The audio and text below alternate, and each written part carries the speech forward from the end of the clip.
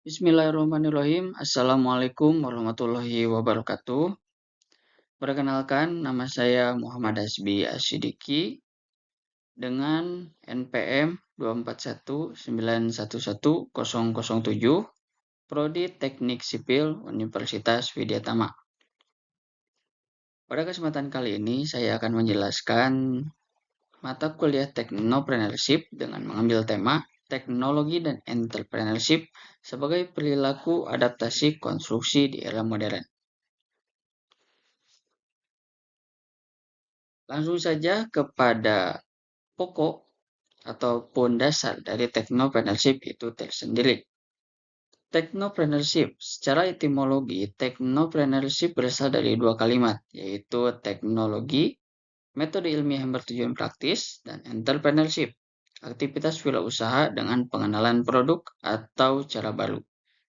Dalam artian, Technopreneurship ini wirausaha yang menggabungkan pemahaman antara teknologi dan keterampilan dalam wirausaha untuk menciptakan, mengelola, dan mengembangkan bisnis, sehingga tercipta ide bisnis yang bertaraf pada teknologi dan bersifat modern.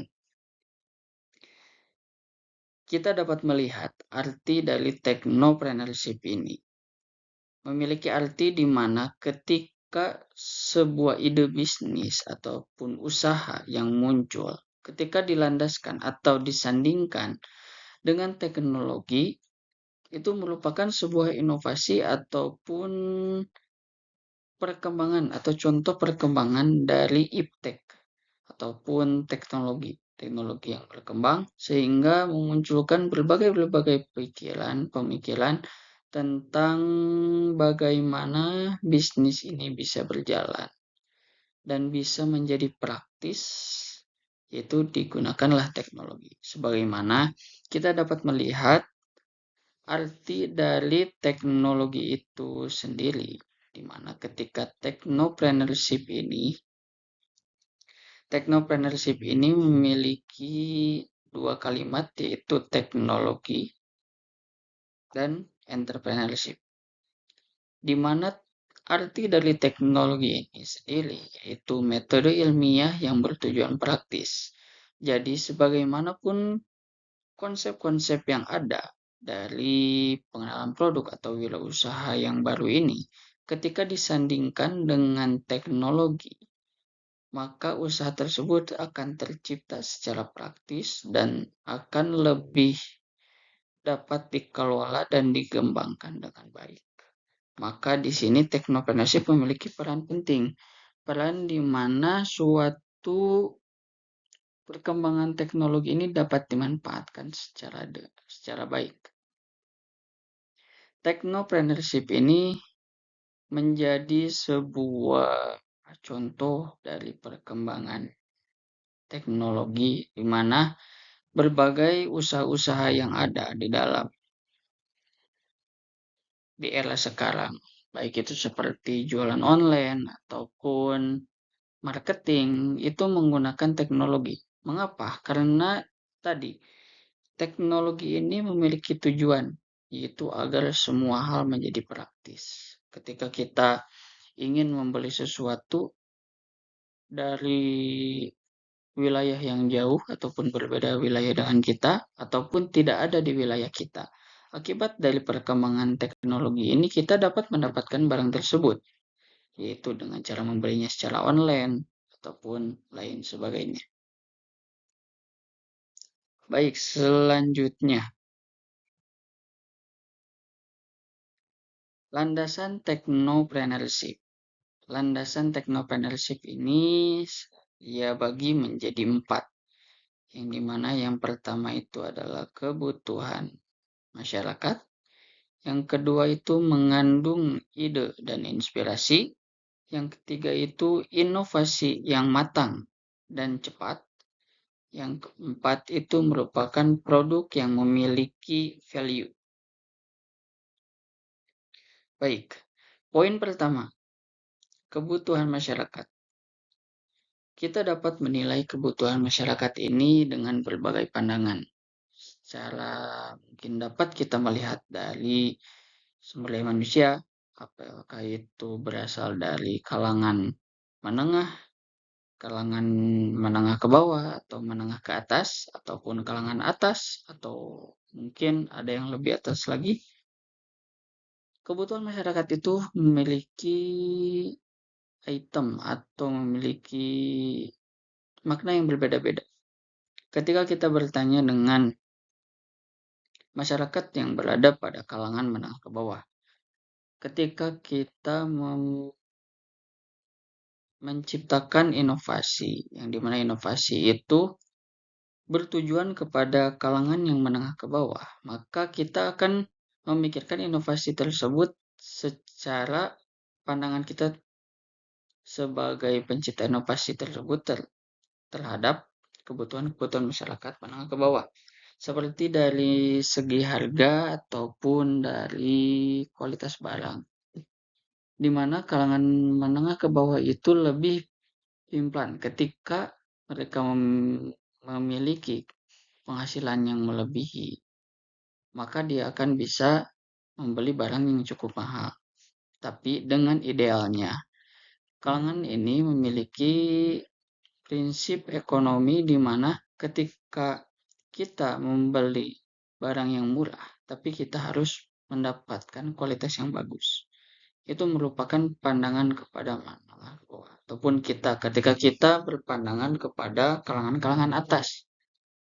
Yang dimana ketika tidak atau segelintir orang tidak peduli dengan berapa harganya, berapa ongkos yang harus dikeluarkan, tetapi ketika tujuannya terpenuhi ataupun maksud dari membeli barang itu terpenuhi, sehingga barang tersebut disebut dengan memiliki value yang tinggi, mereka mungkin tidak akan merasa terbebani dengan harga tersebut. Makanya, di sini kebutuhan masyarakat itu diletakkan nomor satu, karena tujuan daripada bisnis itu selain menciptakan keuntungan bagi si pembisnis, itu juga memiliki tujuan yang dimana memenuhi kebutuhan masyarakat tersebut. Yang kedua yaitu mengandung ide dan inspirasi. Ide-ide yang keluar dari berbagai inovasi itu merupakan ide yang berlandaskan baik itu dalam segi kebutuhan masyarakatnya ataupun berbagai pemikiran tentang kecocokan inovasi ini muncul. Sehingga ide dan inspirasi itu akan terus bermunculan ketika perkembangan teknologi masih ada dan SDM ataupun objek daripada apa yang akan kita jual itu masih ada. Ketika perkembangan ekonomi atau perkembangan teknologi itu makin pesat, maka banyak sekali inovasi-inovasi atau ide-ide yang keluar dari para pembisnis. Seperti halnya ketika contoh tadi, ketika kita ingin memiliki barang, yang dimana barang itu tidak dapat kita jangkau dengan motor ataupun mobil ataupun dengan keterbatasan biaya ataupun lain. Tapi dengan ide yang muncul, maka banyak sekali inovasi yaitu seperti tadi aplikasi online untuk jual beli ataupun seperti halnya kita dapat datang ke toko tersebut melalui Maps ataupun aplikasi-aplikasi penunjuk arah yang ada, itu merupakan ide dan inspirasi yang muncul dari berbagai inovasi. Selanjutnya nomor 3, inovasi matang dan cepat. Inovasi matang dan cepat ini memiliki arti di mana ketika inovasi itu memiliki strategi ataupun tata kelola yang baik dengan istilahnya matang, maka inovasi tersebut akan cenderung lebih pesat dalam perkembangan dari segi penjualannya ataupun dari pemasarannya. Karena mengapa? Karena dengan inovasi yang tepat dan tepat sasaran, dan memiliki tujuan yang terarah dan struktural yang memang terstruktur, itu akan cenderung cepat di dalam perkembangannya. Yang selanjutnya itu nomor 4, produk yang memiliki value. Produk yang memiliki value ini kita dapat artikan ketika kita memakai barang tersebut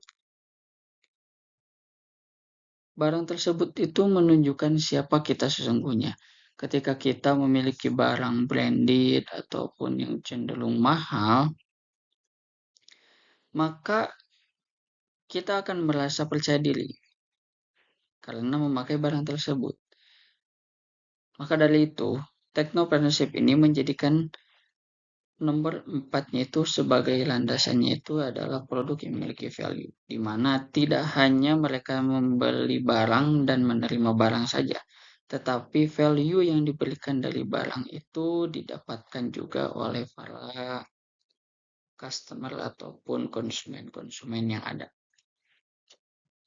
Selanjutnya,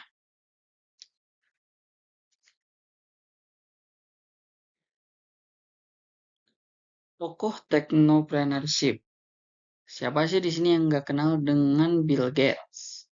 Seorang pengusaha, programmer, dan filantropis Amerika yang terkenal sebagai pendiri dari Microsoft bersama rekannya yaitu Paul Allen, mempopulerkan sistem operasi Windows dan kini fokus pada filantropis global melalui Bill and Melinda Gates Foundation, di mana foundation tersebut bertujuan untuk memerangi penyakit dan kemiskinan, serta mendorong inovasi kesehatan dan pendidikan. Tokoh technopreneurship ini sudah familiar ketika kita mendengar nama Bill Gates, merupakan orang terkaya di dunia, salah satu orang terkaya di dunia. Namun di sini kita dapat melihat bagaimana Bill Gates menerapkan landasan-landasan technopreneurship di dalam bisnisnya. Yang pertama, dia merupakan pendiri dari Microsoft. Sekarang di mana seperti laptop ataupun komputer ataupun seperti alat-alat digital lainnya yang memakai Microsoft sebagai prosesor atau sebagai bagian dari sistem atau data tersebut, yang dimana ketika semisal kebutuhan masyarakat ataupun lingkup kecilnya kebutuhan mahasiswa itu memiliki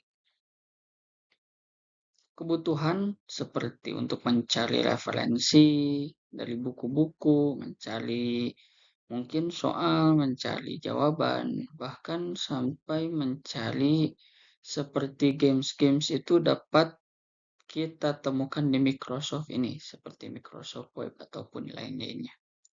Di sini Bill Gates menerapkan kebutuhan masyarakat menjadi poin utama di perkembangan bisnisnya. Selain itu, Bill Gates juga aktif di dalam pemberantasan seperti memerangi penyakit dan kemiskinan serta mendorong inovasi kesehatan dan pendidikan. Sehingga ketika seorang teknopreneur itu tidak hanya berhenti di dalam bisnis saja, tetapi ketika bisnis tersebut dapat maju ataupun dapat bermanfaat bagi orang banyak, maka kita juga akan cenderung lebih terjun ke dunia sosial, di mana seperti contoh di sini, beliau memerangi penyakit dan kemiskinan serta mendorong inovasi kesehatan dan pendidikan agar terus terjaga.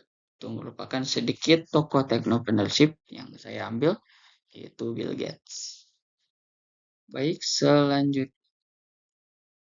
selanjutnya, peran dan manfaat dari technopreneurship. Peran dan manfaat dari technopreneurship ini terbagi menjadi dua, yaitu peran dan manfaat. Yang pertama, sebagai penghubung antara inovasi dan pertumbuhan ekonomi. Yang kedua, menciptakan lapangan kerja. Yang ketiga, meningkatkan pemanfaatan sumber daya. Yang keempat, membantu penyebaran risiko keuangan dan pengendalian cepat oleh unit individual terhadap perubahan pasar dan meminimalkan dampak yang tidak menguntungkan. Manfaatnya, meningkatkan efisiensi dan produktivitas. Yang kedua, mendorong UMKM berkembang dan merombak industri. Di sini kita dapat melihat peran dan manfaat yang signifikan dari technopreneurship ini, yang dimana technopreneurship ini bertujuan untuk meningkatkan pemanfaatan sumber daya. Ketika berbagai sumber daya yang ada dipadukan dengan perkembangan teknologi yang mumpuni, maka ide-ide bisnis akan sering-sering bermunculan. Sehingga dengan banyaknya bisnis yang terdapat karena perkembangan teknologi ini akan membuka penciptakan lapangan pekerjaan. Lapangan pekerjaan akan bertambah karena banyaknya seperti pabrik-pabrik ataupun bisnis-bisnis online itu merupakan peningkatan dari technopreneurship ini sehingga dapat menciptakan lapangan kerja. Lalu sebagai penghubung antar inovasi dan pertumbuhan ekonomi, tadi ketika kita memiliki inovasi tetapi kita landaskan dengan pertumbuhan ekonomi, maka akan banyak ide yang muncul. Baik itu mungkin dari tadi nomor 3 pemanfaatan sumber daya, sehingga sumber daya yang ada di dunia ini, begitu melimpahnya sumber daya di dunia ini, kita dapat mengolahnya atau membuat inovasi baru dari sumber daya tersebut. Nomor 4, membantu penyebaran risiko keuangan dan pengendalian cepat oleh unit individual terhadap perubahan pasar dan meminimalkan dampak tidak menguntungkan. Di sini perkembangan teknologi menjadi titik acuh. Perkembangan ekonomi juga menjadi acuan bagi para pembisnis untuk menciptakan bisnisnya. Karena ketika kita menerapkan teknologi yang baik, inovasi yang matang, penyebaran risiko atau risiko keuangan yang minus itu akan dikendalikan dengan cepat. Mengapa? Karena dengan terstrukturnya suatu organisasi ataupun suatu perusahaan, maka pengendalian cepat oleh unit individual ini akan terjadi secara signifikan. Selanjutnya manfaat. Manfaat dari technopreneurship ini yaitu meningkatkan efisiensi dan produktivitas, mendorong UMKM berkembang, dan merombak industri. Di sini manfaatnya yang pertama yaitu meningkatkan efisiensi dan produktivitas. Ketika teknologi hadir, maka mungkin di sisi minusnya itu manusia akan tergantikan. Tetapi ketika manusia melek akan teknologi, kita dapat mengendalikan teknologi tersebut. Sehingga di sini efisiensi ini merupakan contoh dari bukti nyata bahwa teknologi itu dapat membuat suatu hal menjadi praktis. Sehingga banyak target-target yang tercapai dan pertumbuhan ekonomi yang signifikan ketika teknologi ini hadir. Sehingga menumbuhkan produktivitas. Produktivitas ini di dalam persaingan pasar ataupun dalam produktivitas penghasilan itu dapat terukur dengan jelas. Mendorong UMKM berkembang dan merombak industri. UMKM unit usaha mikro, usaha yang kecil-kecilan itu dapat sekali memanfaatkan technopreneurship ini sebagai alat untuk mendorong agar usahanya itu dapat istilahnya dapat melesat, dapat terpublish, dapat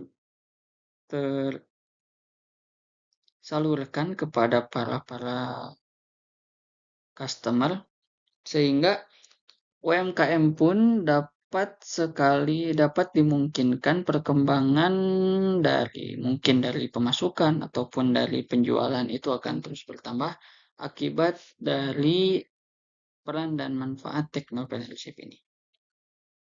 Setelah kita mengetahui peran dan manfaat, kita dapat melihat bagaimana eksistensi ataupun seberapa tingkat mutakhir daripada teknopreneurship ini sehingga dapat mengatasi berbagai masalah seperti mendorong UMKM, menciptakan lapangan kerja bagi yang membutuhkan kerja, sebagai penghubung antara inovasi daripada pemikiran-pemikiran masyarakat itu dapat terekspos ataupun dapat tersalurkan melalui teknopreneurship ini.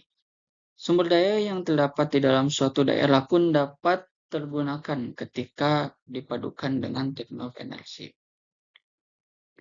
Baik, selanjutnya. Di sini saya mengambil kata-kata dari Bill Gates. Tidak apa-apa merayakan kesuksesan, tapi akan lebih penting menyimak pelajaran dari kegagalan.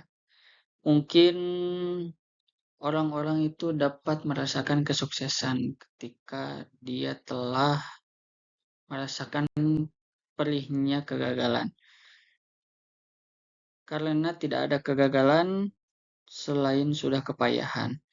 Maka hal yang lebih penting dari merayakan kesuksesan menurut Bill Gates ini merupakan belajar dari kegagalan. Ketika kita gagal dalam melakukan sesuatu, maka apa pelajaran yang kita ambil dari kegagalan tersebut? Maka dengan kita memahami kegagalan tersebut, kita akan bisa berusaha lebih maju. Mungkin sedikit intermezzo ataupun penggugah daripada presentasi kali ini. Selanjutnya, landasan dan sikap. Seorang teknopreneur itu harus seperti apa? Landasan dan sikap yang diambil seorang teknopreneur itu harus seperti apa? Ketika teknologi hadir itu menciptakan sebuah kemudahan, baik itu dalam akses ataupun dalam hal lainnya. Maka landasan dan sikap seorang teknopreneur itu yang pertama berangkat dari kebutuhan masyarakat dan inovasi yang singkat, padat, inovatif, dan jelas. Yang kedua, sehingga muncul inovasi yang berguna dan berpredikat baik, berguna, bermutu, dan efisien. Kebutuhan masyarakat kembali di-highlight menjadi poin utama di mana seorang teknopreneur itu memiliki pandangan luas tentang kondisi dan kebutuhan masyarakat yang harus dipenuhi. Apakah kebutuhannya itu seperti A ataupun seperti B, dan bagaimana kita harus mengatasi kebutuhan tersebut sehingga tentunya ketika kebutuhan masyarakat ini terpenuhi, maka inovasi akan muncul sehingga inovasi itu dapat berguna, berpredikat baik, dan bermutu. Namun, harus dilandaskan dengan efisien. Mengapa dilandaskan dengan efisien? Karena dengan seiring perkembangan teknologi ini, terutama dari bahan-bahan pokok seperti harga-harga itu akan melonjak lebih tinggi. Sehingga ketika kita mementingkan efisiensi dari suatu inovasi, itu merupakan poin plus ataupun keuntungan bagi kita sebagai pembisnis dan bagi masyarakat sebagai pembeli. Ketika efisiensi ini terwujud, maka pengeluaran yang kita keluarkan itu akan lebih sedikit dan keuntungan yang kita dapat itu akan cenderung lebih meningkat karena efisiensi tersebut. Yang tadi merupakan singkat, padat, inovatif, dan jelas. Tidak perlu bertele-tele ataupun bagaimana tidak terlalu panjang, tetapi Inovasi yang diinginkan oleh masyarakat itu hanya inovasi yang inovatif dan jelas, memiliki inovasi yang bermutu, yang matang, dan jelas dan dapat dipahami oleh halayak masyarakat ataupun kebutuhan masyarakat.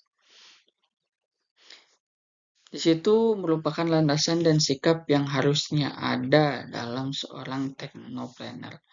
Mengapa? Karena ketika seorang teknopreneur itu tidak memiliki landasan dan sikap-sikap tertentu, di sini mungkinkan inovasi yang dimunculkan itu akan kurang peminat ataupun kurang laku istilah seperti itu untuk landasan dan sikap seorang teknopreneur. Selanjutnya, prinsip bisnis. Yang pertama itu kita fokuskan dalam trends seperti sosial, political, environmental. Yang kedua itu people problems atau kebutuhan masyarakat seperti customer atau konteks ataupun hal lainnya. Yang ketiga itu your problem, permasalahan kita. Yang keempat itu other success seperti replicate, adaptasi atau improve pengembangan. Yang kelima itu research. Bagaimana koneksi kita akan terjalin. Nah, di sini prinsip-prinsip bisnis itu memiliki 5 poin. Yang pertama tren. Ketika kita memiliki inovasi, maka kita harus mengaitkannya dengan tren pasar. Seperti mungkin dalam bidang sosial, dalam bidang politik, atau dalam lingkungan. Itu dapat menjadi nilai plus ketika kita menciptakan tren tersebut. Ketika kita berfokus pada tren, ataupun tren tersebut menjadi acuan kita akan perkembangan inovasi yang kita ciptakan, maka secara tidak langsung inovasi tersebut akan diterima baik itu secara sosial, politik, ataupun secara lingkungan, karena kita menyesuaikan dengan lingkungan sosial yang terjadi pada situasinya, pada situasi tertentu. Yang kedua itu people problems. Permasalahan-permasalahan yang ada di kalangan masyarakat, dari kalangan customer ataupun dari konteks. Nah, untuk customer itu sendiri seperti tadi, kebutuhan masyarakat menjadi pokok utama dari teknopreneurship ini. Mengapa? Karena prinsip dari teknopreneurship ini berlandaskan pada kebutuhan masyarakat itu sendiri. Jadi ketika kita menciptakan inovasi yang tidak berlandaskan pada kebutuhan masyarakat, otomatis akan cenderung kurang meningkat dibandingkan dengan inovasi yang berlandaskan pada kebutuhan masyarakat. Nomor 3, your problems. Problem apa yang kita ketahui? Seperti maintenance atau permasalahan-permasalahan internal yang kita ketahui, sehingga kita dapat memunculkan masalah tersebut, mengatasi masalah tersebut, dan membuat suatu inovasi yang dimana kita ketahui dan oleh masyarakat ketahui. Sehingga muncul inovasi yang mungkin dapat diterima oleh masyarakat dan bertimbal balik juga kepada kita. Nomor 4 itu ada adaptasi dan improve, peningkatan atau replicate atau pemodelan. Di sini adaptasi atau improve, peningkatan. Setelah trends dan customer ataupun permasalahan-permasalahan di lapangan sudah diketahui, kita dapat mengimprove atau meningkatkan kualitas dari hasil adaptasi dari sosial, politik, ataupun dari lingkungan, sehingga kita dapat menemukan kunci di mana peningkatan atau di mana titik yang harus kita kembangkan di dalam inovasi kita. Selanjutnya research. Dengan perkembangan zaman yang cukup meningkat, meningkat signifikan, research ataupun survei itu menjadi titik acuh ketika kita mengetahui ketika barang A banyak dijual di mana-mana, barang B banyak dijual di mana-mana, tetapi ketika barang C ini jarang dijual, ketika kita memadukan antara tren dan kunci-kunci kesuksesan ini, maka dari hasil research ataupun dari hasil survei kita ini akan membuahkan hasil karena barang tersebut jarang dijual. Ketika kita menjual barang tersebut, maka kita akan mendapatkan mungkin highlight ataupun pandangan lebih dari para pembeli. Ketika kita memunculkan inovasi, wah ini ada inovasi baru nih. Nah, jadi ketertarikan daripada customer itu akan terwujud ketika kita memiliki inovasi yang berdasarkan pada research ataupun survei yang berlandaskan pada trends dan kunci-kunci kesuksesan daripada bisnis tersebut. Selanjutnya, menciptakan ide bisnis. Ide bisnis di sini memiliki banyak sekali poin, yang dimana yang pertama saya meringkas menjadi yang brainstorming. Mencari suatu ide dan solusi untuk masalah secara tepat namun informal. Brainstorming di sini menjadi acuan ketika kita dihadapkan pada suatu masalah. Kita itu harus dituntut. Kita itu dituntut menjadi kita itu dituntut agar dapat menyelesaikan masalah tersebut secara tepat, secara research, secara survei bagaimana masalah tersebut dapat terjadi, mengapa, apa keluhannya, dan bagaimana solusinya di situ akan tercapai ketika kita memiliki brainstorming atau pemikiran yang luas tentang inovasi yang kita ciptakan. Yang kedua, fokus grup, kelompok yang mendukung dan berkarakteristik wirausahawan atau wirausahawan. Nah, di sini fokus grup. Fokus grup ini memiliki arti ketika seorang pembisnis memiliki circle atau kelompok yang mendukung dia dalam berbisnis juga. Maka peningkatan ekonomi atau peningkatan bisnisnya itu akan cenderung lebih mudah terarah ataupun dapat meningkat secara signifikan. Karena kenapa? Karena ketika kelompok kita mendukung apa yang kita kerjakan, secara tidak langsung kerjaan kita itu akan terdorong karena ulah daripada kelompok tersebut. Namun sebaliknya, ketika kita berada pada lingkungan yang tidak mendorong kita akan contohnya seperti bisnis, maka secara perlahan kelompok itu pun akan menggerogoti ataupun akan menumbangkan kita di dalam tujuan kita. Maka fokus grup ini menjadi poin yang amat penting di dalam seorang technopreneur, di dalam menciptakan ide bisnis. Selanjutnya, sumber informasi. Sumber informasi yang jelas dapat menjadi acuan kita di dalam berbisnis, seperti bagaimana kita melihat tren pasar dari internet, dari jurnal, ataupun dari berita internasional, seperti contohnya kenaikan tarif ataupun hal-hal lainnya. Kita dapat mengetahui melalui internet, dan itu dapat dikembangkan menjadi acuan untuk memprediksi keadaan pasar. Keadaan pasar mengapa selalu ditinjau? Karena ketika kita tidak memperhatikan keadaan pasar dan pasar itu sedang dalam buruk-buruknya, maka penjualan kita itu akan sia-sia. Tapi ketika keadaan pasar bagus dan tingkat penjualan juga bagus, maka inovasi yang kita wujudkan itu akan mudah istilahnya untuk membuat inovasi kita itu meningkat.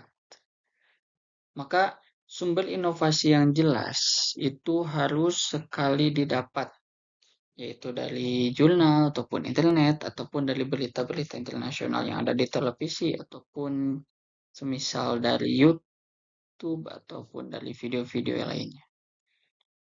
Selanjutnya, Customer Advisory Board. Segala kritik dan saran dapat disampaikan guna untuk mengetahui kekurangan inovasi agar bisa menjadi lebih baik melalui Customer Advisory Boards. Customer Advisory Boards disingkat CAB. CAB ini merupakan suatu penilaian pengguna terhadap inovasi ataupun terhadap barang yang dijual atau barang yang diciptakan oleh pembisnis tersebut. Nah, ketika kita menciptakan CAB atau kita menciptakan bisnis, kita sediakan CAB, di mana CAB ini berkaitan dengan kritik dan saran apakah produk yang kita kembangkan itu masih kurang ataupun ada saran yang baiknya harus bagaimana, itu menjadi sebuah acuan di mana kita dapat meningkatkan kualitas daripada produk kita, ini melalui kritik dan saran yang disampaikan oleh para customer.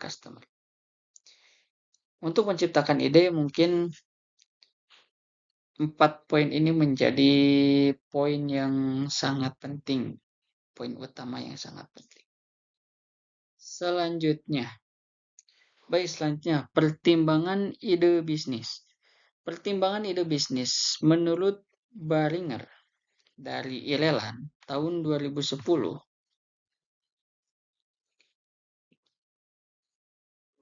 dia mengartikan pertimbangan ide ini ke dalam beberapa poin. Yang pertama, ide konkret, ide atau gagasan yang masuk akal dan dapat direalisasikan sesuai dengan kemampuan penggagas. Ide konkret ini menjadi ide yang muncul dengan konkret, yaitu dengan masuk akal dan dapat direalisasikan. Ketika kita mampu menciptakan suatu ide tersebut kita harus memiliki ide yang masuk akal. Masuk akal itu dalam artian dapat dipahami oleh kita dan dapat dipahami oleh orang yang kita tuju, seperti untuk customer ataupun kerjasama dengan PT lain. Kita dapat menjelaskan bagaimana tujuan dari ide atau gagasan yang kita usung. Nah, karena ide dan gagasan yang masuk akal itu dapat direalisasikan sesuai dengan kemampuan penggagas. Ketika kita mampu menciptakan suatu inovasi yang masuk akal, nah kita dapat merealisasikannya sesuai dengan kemampuan kita. Ketika kita melakukan uji inovasi ini tapi tidak dengan kemampuan kita, maka ide tersebut tidak konkret, maka tidak masuk akal ataupun karena masuk akal tapi tidak dapat direalisasikan. Itu pentingnya ide konkret. Yang kedua itu ide yang mudah dipasarkan. Dengan ide yang mudah dipasarkan, maka pendapatan akan hasil pemasaran mudah didapatkan.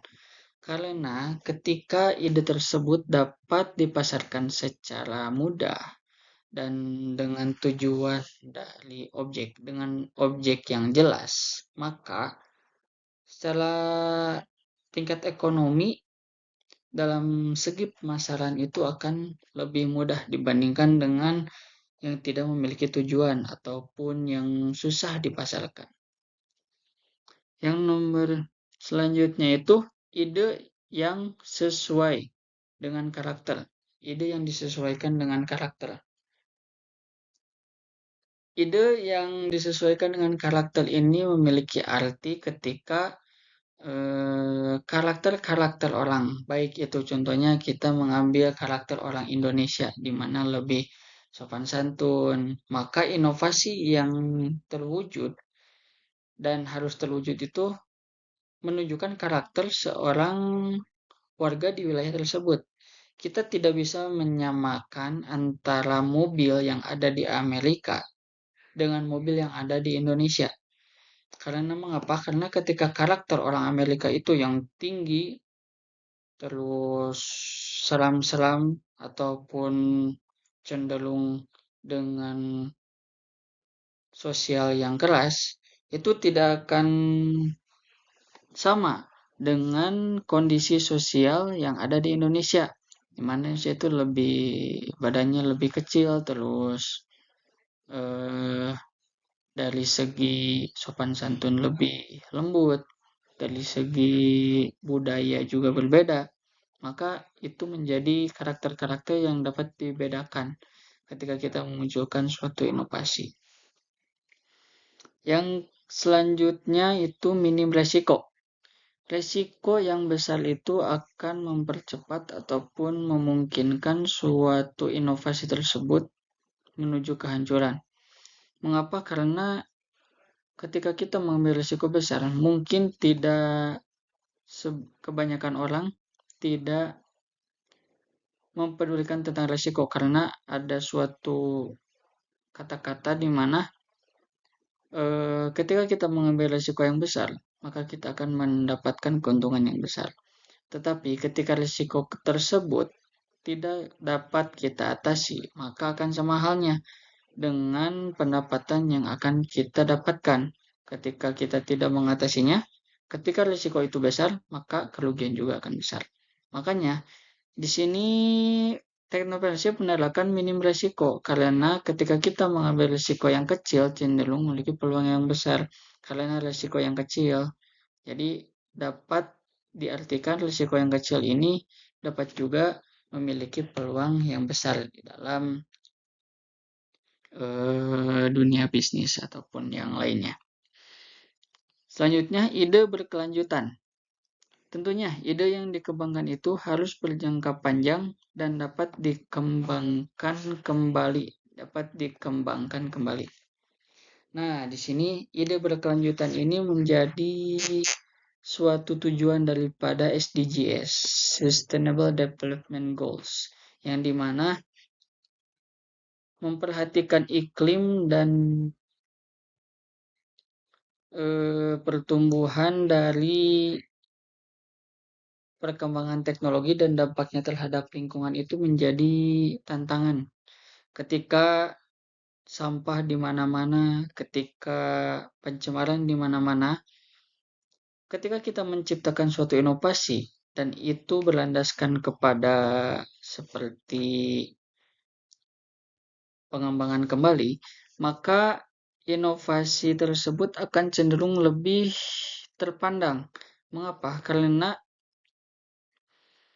pencemaran lingkungan ataupun kerusakan lingkungan menjadi topik utama sekarang baik di Indonesia ataupun di luar negeri lainnya ketika bencana-bencana mulai berturunan. Nah, ketika inovasi yang kita munculkan itu dikembangkan dengan inovasi yang berkelanjutan, maka tidak akan menutup kemungkinan tingkat pemasaran dari inovasi ide yang kita kembangkan itu akan melesat, akan dapat diterima oleh masyarakat secara baik. Ketika kita, semisal kita membuat paving block dari bahan bakunya itu berasal dari plastik ataupun botol bekas yang dihaluskan. Itu menjadi titik bukti bahwa kita memiliki peran di dalam menjaga lingkungan dan juga kita memiliki peran di dalam perkembangan ekonomi. Maka ide berkelanjutan itu menjadi sebuah acuan, acuan bagi para pembisnis di dalam melakukan bisnisnya. Baik, selanjutnya.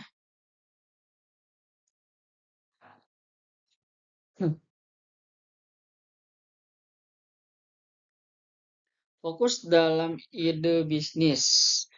Fokus ini berarti bisnis yang dikembangkan harus berdasarkan 3 prinsip. Di sini ketika apa yang kita ketahui dan pelanggan ketahui, your business ideas. Di sini saya membuat 3 diagram pertama itu apa yang kita dan pelanggan ketahui. Your business ideas, ide bisnis kita, langsung dengan customer needs, kebutuhan pelanggan. Yang kedua itu apa yang kita dan kompetensi pasar ketahui. Apa yang kita munculkan di dalam ide ataupun inovasi di dalam ide bisnis kita dan apa yang kompetitor sediakan. Apa yang pasar sediakan. Yang ketiga itu apa yang pasar sediakan dan apa yang pelanggan butuhkan. Maka hal yang bagus itu ketika kita berada pada titik tengah-tengah ini, di mana kita mengetahui apa yang kita inovasikan, langsung kita juga mengetahui apa kebutuhan daripada masyarakat. Selain itu juga kita mengetahui apa yang disediakan oleh pasar terhadap ide kita dan kebutuhan masyarakat. Maka poin dari fokus dalam ide bisnis itu memiliki 3. Ketika kita mengetahui inovasi yang kita munculkan itu akan berlandaskan kepada kebutuhan masyarakat. Kita akan menciptakan suatu semisal pasar menyediakan bahan makanan seperti ikan, daging, ataupun lain. Kita akan membuka restoran. Restoran tersebut kita tujukan untuk kalangan menengah ke bawah. Maka ketika kita memiliki inovasi yang dimana inovasi tersebut bertujuan kepada kebutuhan masyarakat, maka hal yang kita harus laksanakan itu kita memperhatikan kebutuhan masyarakat itu sendiri.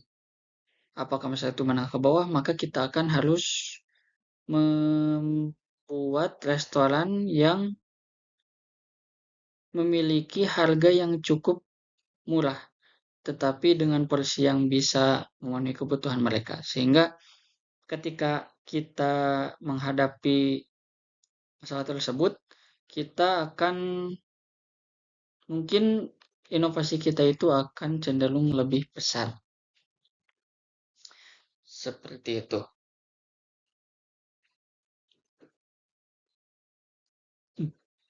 Baik, untuk selanjutnya,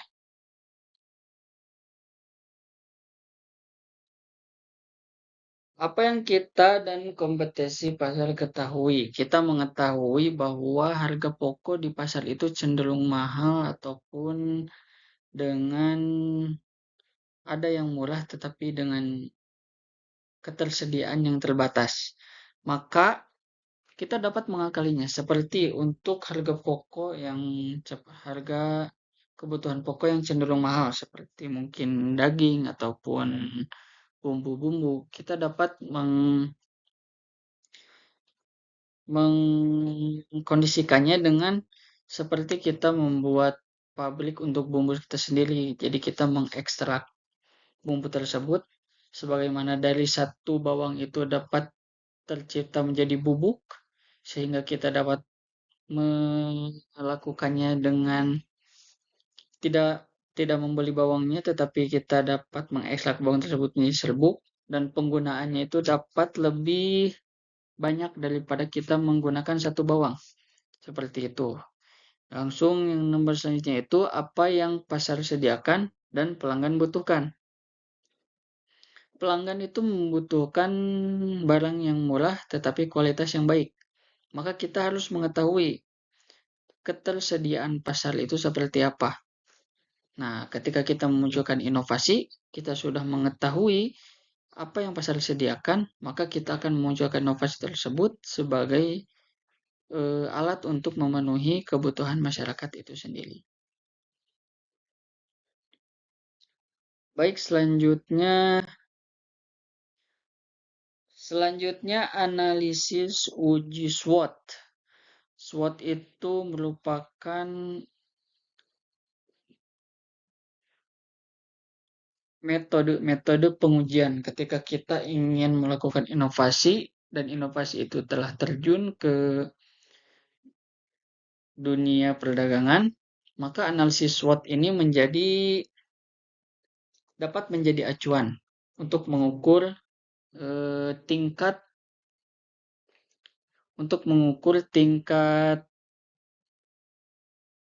tingkat keberhasilan suatu produk kita.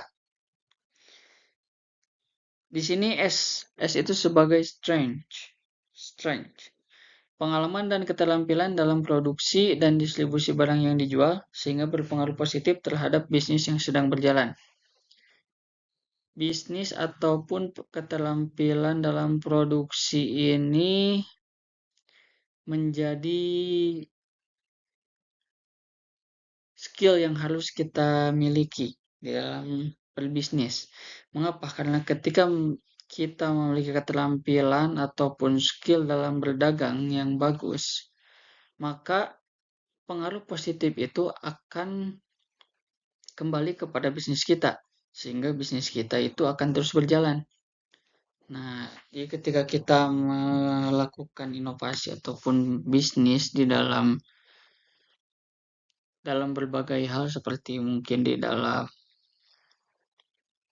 sosial ataupun lingkungan, ketika strength-nya ini kuat ataupun keterampilan kita dan pengalaman kita sudah mumpuni, maka pengaruh positif itu akan bertimbal balik kepada inovasi yang kita jalankan. Seperti itu. Yang kedua itu ada weakness. Hal yang dapat berpengaruh buruk pada bisnis berupa kelemahan seperti manajemen keuangan, modal, dan SDM yang tidak handal. Pengujian weakness ini kita akan ketahui ketika bisnis kita itu sudah berjalan, di mana pengelolaan keuangan, modal yang dibutuhkan, dan pengelola tersebut apakah mumpuni, apakah bisa untuk memanage uang dan modal sehingga kita terus mendapatkan keuntungan, maka di sini weakness menjadi hal yang krusial mungkin ataupun yang sensitif karena secara langsung ketika seseorang yang kita tunjuk sebagai semisal bendahara ataupun dari bagian manajemen konstruksinya ataupun dari manajemen keuangannya itu tidak handal di dalam bidangnya, maka pengaruh buruk itu pasti akan datang kepada perusahaan kita ataupun dalam bisnis kita. Karena tadi untuk menciptakan suatu lingkungan perdagangan yang baik itu harus disertai dengan kemahiran di dalam setiap individu-individu di dalam bisnis tersebut. Yang ketiga itu opportunities. Dengan meninjau peluang yang ada, dapat dipastikan pencapaian dari perusahaan dan kenaikan bisnis dapat terukur. Ketika kita meninjau suatu peluang yang ada dan kita merekapitulasi ataupun mengadakan evaluasi di dalam peluang-peluang tersebut, maka secara tidak langsung tingkat bisnis pencapaian itu akan terukur. Ketika mungkin di bulan Januari meningkat dan di bulan Februari meningkat, itu pengukuran dari keuntungan atau pencapaian-pencapaian yang telah didapat dari opportunities itu dari perusahaan itu tuh akan terukur. Maka tadi dibutuhkan SDM yang handal di dalam setiap individu yang ada dalam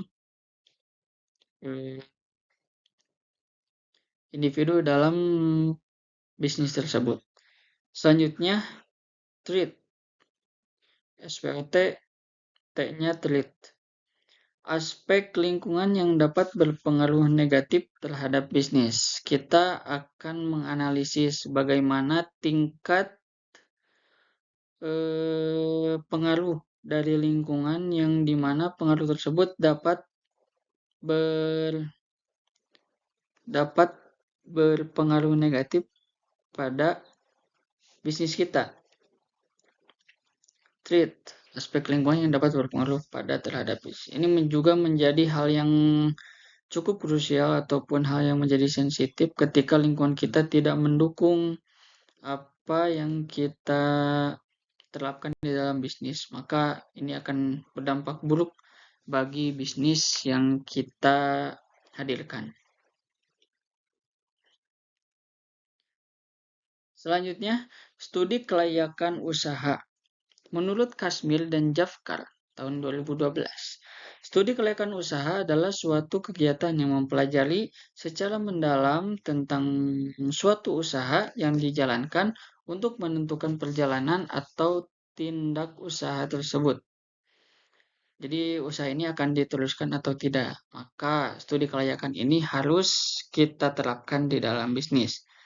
Dengan apa? Dengan tujuan memastikan bahwa produk tersebut layak dijual, produk yang ada merupakan produk yang berkelanjutan, efektivitas, dan memiliki efisiensi tinggi. Usaha yang diluncurkan bersifat legal, bisnis tersebut bersifat menguntungkan. Nah, poin-poin di atas ini menjadi istilahnya tujuan dari studi kelayakan usaha kita. Ketika kita menciptakan usaha, layak atau tidaknya itu mengapa harus dianalisa? Karena untuk memastikan bahwa produk tersebut layak dijual, produk yang ada merupakan produk yang berkelanjutan, efektivitas dan memiliki efisiensi tinggi, usaha yang diluncurkan bersifat legal, bisnis tersebut bersifat menguntungkan. Yang pasti itu bisnis itu bersifat menguntungkan. Selanjutnya, aspek-aspek studi kelayakan. Nah, tadi udah kita ketahui nih, tujuan dari studi kelayakan itu apa. Yang pertama itu yang selanjutnya itu aspek-aspek studi kelayakan. Yang pertama aspek pasar. Aspek pasar yang dimaksud merupakan orang yang mampu membeli dan mempunyai daya beli. Guna untuk mengetahui seberapa luas pasar, intensitas persaingan dan pertumbuhan permintaan dari produk yang dijual. Maka dengan kita memandang atau meninjau aspek pasar yang ada, kita akan mengetahui seberapa luas sih produk kita ini akan terjual ataupun sebagaimana siapa saja target dari pemasaran kita itu dapat kita tinjau dari aspek pasar. Apakah ini menguntungkan atau tidak itu dari aspek pasar. Yang kedua itu aspek pemasaran. Marketing menjadi acuan bagaimana produk dapat tersampaikan pada konsumen. Berikut dengan fokus marketing tersebut, penentuan segmen, target, dan posisi produk pada pasarnya, kajian mengetahui konsumen yang berpotensi, strategi, kebijakan, dan program pemasaran yang akan dilakukan. Nah, setelah aspek pasar, kita melanjutkan kepada aspek pemasaran, di mana aspek pemasaran ini memiliki fokus di mana tempat penjualannya, apakah penjualannya itu berpotensi baik atau berpotensi buruk, dan ketika berpotensi baik, bagaimana strateginya, kebijakannya, dan program dari pemasarannya. Begitupun dengan ketika memiliki potensi yang buruk, apakah kita harus berpindah tempat ataupun mengambil resiko yang tinggi ataupun bagaimana. Di situ merupakan aspek pemasaran dari studi kelayakan, layak atau tidaknya di dalam pemasaran. Selanjutnya, aspek teknis dan teknologi. Analisa kesiapan teknis dan ketersediaan teknologi dan tentunya dapat menghindari dari kegagalan bisnis di masa depan karena masalah teknis. Aspek sumber daya manusia, SDM, analisa kesiapan sebuah bisnis dalam menentukan persyaratan dan kualifikasi karyawan yang dibutuhkan, sehingga target perusahaan dapat tercapai. Selanjutnya, aspek manajemen, prabisnis, bisnis. Jadi sebelum bisnis itu ada aspeknya. Daripada aspek manajemen ini, sebelum menceritakan bisnis itu harus apa? Konsep dan bagaimana bisnis itu akan berjalan. Jadi itu dilakukan sebelum kita membuat bisnis. Yang kedua itu bisnis. Jadi saat praktek bisnis tersebut, menentukan secara efektif dan efisien tentang bentuk badan usaha dan jenis jenis pekerjaan yang dibutuhkan. Nah, di dalam bisnis ini kita memilih efektif atau tidaknya, efisien atau tidaknya bisnis yang kita hadirkan. Selanjutnya, aspek keuangan. Keuangan yang sehat akan cepat menumbuhkan keuntungan, yang dimana meliputi estimasi awal, pengadaan aset, jumlah dana, dan lain-lain. Jadi, estimasinya berapa, aset yang harus adanya berapa, jumlah total dana yang harus dikeluarkan berapa, itu ditinjau pada aspek keuangan. Selanjutnya, aspek eksternal menjadi aspek krusial karena dapat mencakup birokrasi, politik, perekonomian, penilaian masyarakat terhadap inovasi kita, perkembangan teknologi, dan situasi persaingan bisnis. Itu aspek eksternal. Sekarang aspek legalitas atau hukum. Perusahaan yang legal dan memenuhi persyaratan menjadi titik kenyamanan baik bagi pekerja maupun pemilik perusahaan itu sendiri. Ketika kita bekerja di perusahaan yang ilegal, itu akan menjadi ketakutan sendiri bagi kita. Makanya untuk legalitas dan norma-norma itu harus, persyaratan itu harus dipenuhi secara baik. Selanjutnya aspek ekonomi dan budaya. Pemahaman tinggi tentang iklim ekonomi di daerah yang menjadi lokasi niaga, serta penyesuaian norma pada budaya yang berlaku di daerah tersebut. Nah, selain tadi karena kita memiliki titik utama pada kebutuhan masyarakat, maka aspek yang ada pada budaya ataupun norma-norma yang ada pada masyarakat tersebut kita harus menjaga. Mengapa? Karena untuk menghindari hal-hal yang tidak diinginkan seperti mungkin perusakan fasilitas ataupun lain karena mungkin kita mengganggu ataupun melanggar norma-norma yang ada pada budaya tersebut.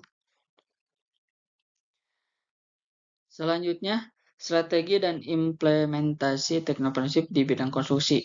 Inovasi sebagai kunci keberlanjutan. Kemajuan teknologi dan perkembangan pesat budaya menjadi acuan para pengusaha untuk menciptakan berbagai ide dan produk agar tetap dapat berlaku dalam pasar seiring dengan keberlangsungan hidup yang tidak dapat ditentukan. Selanjutnya, integrasi teknologi dalam industri konstruksi lokal dan global. Konstruksi lokal dan global menjadi persaingan sengit dalam pasar. Di samping perbedaan kualitas dan harga, tingkat kepercayaan publik pun menjadi tantangan yang harus diselesaikan. Selanjutnya, strategi membangun bisnis teknopreneurship. Yang pertama, fokus pada masalah nyata. Solusi untuk efisiensi biaya, waktu, dan keberlanjutan. Misal pengawasan proyek yang di remote ataupun dengan diawasi secara 24 jam dimonitorin. Selanjutnya, kolaborasi strategis. Pemanfaatan program pemerintah seperti untuk contoh di sini Making Indonesia 4.0 dan Kementerian Industri ataupun BUMN. Karena dengan kolaborasi yang strategis ini akan memberikan keuntungan bagi kita juga dalam praktik dari bisnis kita. Selanjutnya inovasi lokal. Menyesuaikan teknologi global dengan sumber daya lokal, contoh pemanfaatan limbah kelapa sawit untuk material ataupun pemanfaatan tadi seperti limbah dari botol plastik dari yang dihaluskan menjadi paving block ataupun lain. Selanjutnya edukasi, membangun platform pelatihan tenaga kerja berbasis teknologi. Karena untuk melek teknologi itu harus diberlakukan pelatihan-pelatihan yang dimana untuk menciptakan suatu tenaga kerja yang mumpuni. Selanjutnya contoh ide bisnis. Yang pertama itu dalam material hijau dan AI. Startup material bangunan hijau seperti produksi bata ramah lingkungan dari limbah plastik atau biokomposit, mengurangi jejak karbon industri konstruksi seperti mungkin dari jejak karbon industri konstruksi dengan material hijau. Langsung platform manajemen proyek berbasis AI, aplikasi jelas untuk optimasi anggaran dan waktu secara real time prediksi risiko proyek membangun algoritma data agar tercatat dengan baik. Selanjutnya contoh dari IoT dan drone. Sistem IoT ini untuk pemantauan gedung. Di sini diambil contohnya. Penggunaan sensor untuk melacak kerusakan atau kelembapan gedung secara otomatis atau perawatan preventif sebelum terjadi kerusakan fatal seperti sensor tersebut dapat memantau keretakan di dalam dinding ataupun lain. Seperti halnya muncul asap. Sensor tersebut dapat memberi peringatan karena mungkin ada sensor yang terkena dan sensitif terhadap asap dan lainnya. Layanan drone konstruksi, pemetaan lokasi proyek secara akurat, fotogrametri ataupun penentuan titik-titik di dalam topografi ataupun di dalam peta-peta melalui menggunakan drone. Yang kedua, inspeksi area berbahaya dan pengawasan lapangan efisien. Kita tidak tahu contohnya untuk survei hutan. Apakah hutan itu masih terjaga? Apakah ada binatang buas? Maka drone ini akan membantu untuk pengawasan dan inspeksi dalam area tersebut. Selanjutnya, karakteristik teknopreneurship yang sukses. Memiliki visi teknologi, mampu melihat potensi teknologi masa depan untuk bisnis saat ini. Yang selanjutnya keterampilan kewirausahaan, memahami manajemen risiko dan kebutuhan pasar. Yang ketiga itu adaptabilitas, cepat menyesuaikan diri dengan perubahan teknologi yang pesat. Yang selanjutnya itu value oriented, tidak hanya menjual produk tetapi memberikan nilai tambah solusi bagi pelanggan. Selanjutnya, tantangan teknopreneurship di Indonesia, yaitu yang pertama pemerataan akses internet untuk teknologi berbasis cloud. Karena mungkin cloud menjadi kurang merata di Indonesia ini. Pemerataan akses internet itu masih kurang. Selanjutnya, kapasitas SDM, kebutuhan akan tenaga kerja yang melek teknologi digital.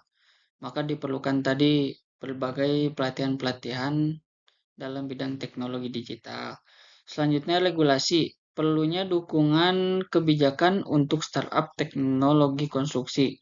Selanjutnya, akses permodalan, tantangan mendapatkan investasi atau inovasi yang membutuhkan riset secara mendalam.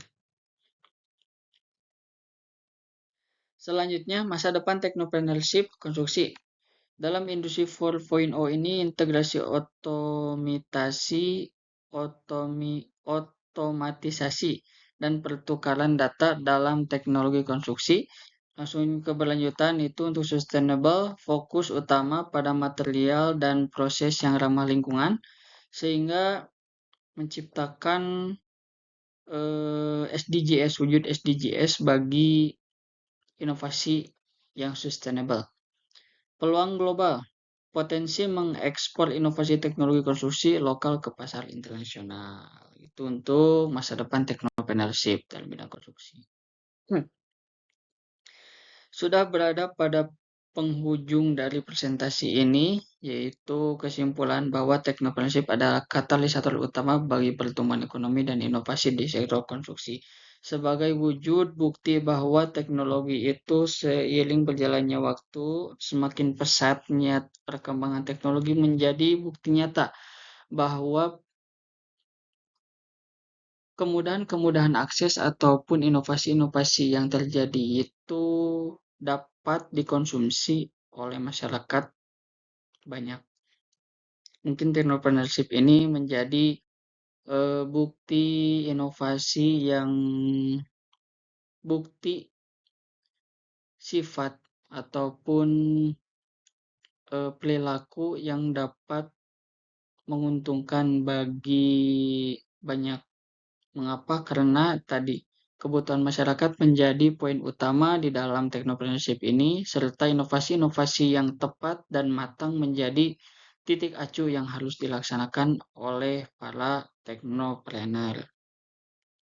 Terima kasih menjada wajada barang siapa yang bersungguh-sungguh maka dapatlah ia. Saya Muhammad Hasbi Asyidiki dengan NPM 241911007 dari mahasiswa Teknik Sipil Universitas Widyatama mengucapkan terima kasih. Mohon maaf apabila banyak kesalahan ataupun kekeliruan data yang diambil dalam materi Technopreneurship ini. Saya ucapkan terima kasih kepada pemirsa ataupun dan tidak lupa kepada Bapak Haryanto Zedulfar sebagai dosen daripada mata kuliah Technopreneurship ini yang telah memberikan saya ilmu yang cukup banyak tentang bagaimana harusnya melek di dalam teknologi agar tidak ketinggalan zaman. Kami ucapkan juga terima kasih kepada teman-teman yang selalu mendukung di dalam semua progres-progres dalam sehingga presentasi ini dapat terlaksana sebagaimana mestinya. Di sini saya akan tutup. Terima kasih. Wassalamualaikum warahmatullahi wabarakatuh.